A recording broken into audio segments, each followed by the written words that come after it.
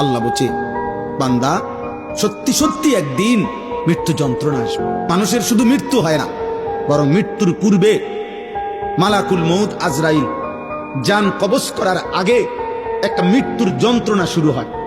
যার শুরু হয় সেই কেবল বুঝে, অন্যরা জানে না, সে উপলব্ধি করে। সাকরাতুল মউত বলে, এটা কি বলে?